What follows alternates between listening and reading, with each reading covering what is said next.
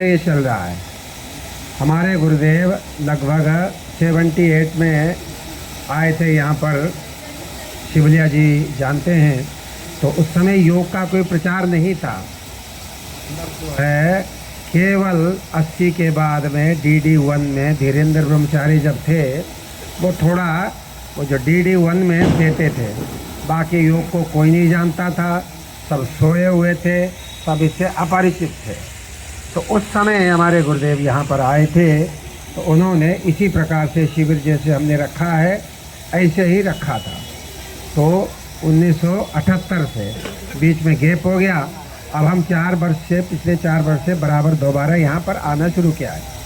तो इसका लक्ष्य हमारा ये है, सबसे पहला हम लोग सुबह अपना 1 घंटा मेडिटेशन कराते हैं। आपकी जिसकी जैसी इच्छा हो, जो भगवान आपको अच्छा लगता है, चाहे निराकार की करो, चाहे साकार की करो, चाहे गुरु की करो, किसी देवता की करो, इसके लिए आप स्वच्छंद हैं, स्वतंत्र हैं।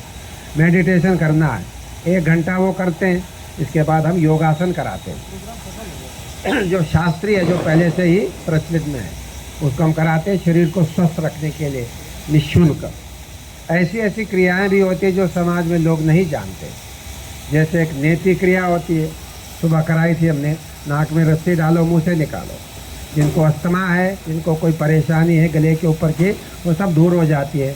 ऐसे हमारे ऋषि मुनियों ने आविष्कार किया हुआ है, लेकिन समाज में उसका प्रचलन नहीं है। तो ये सब भी हम लोग कराते हैं शरीर को स्वस्थ रखने के लिए। कुछ खटकर्म होते जिनको षटकर्म कहते हैं, तो गले के ऊपर की बीमारियों को दूर करने के लिए और शरीर को स्वस्थ रखने के लिए, तो वो खटकर्म होते हैं, 6 कर्म होते हैं, वो भी कराते हैं। इसके बाद फिर हम लोग अध्यात्म का प्रवचन करते हैं। आत्मा क्या है, शरीर क्या है, दोनों का क्या संबंध है, जन्म क्या है, बंधन क्या है, मुक्ति क्या है, क्या हम मुक्त भी हो सकते हैं।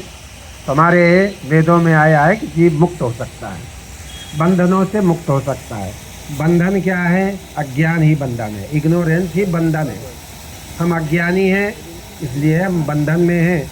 जिस दिन हम ज्ञानवान हो जाएंगे, उस बंधन से हमारी मुक्ति हो जाएगी। अज्ञान के द्वारा ही हम कर्म करते हैं, अच्छे बुरे दोनों कर्म बंधन के कारण हैं। अच्छे करेंगे तब भी हम फंसेंगे, बुरे करेंगे तो भी फंसेंगे।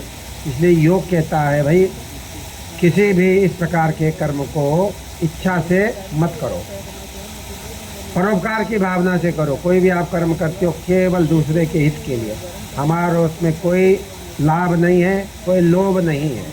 ऐसे परोपकार की भावना से जो किया जाता है वो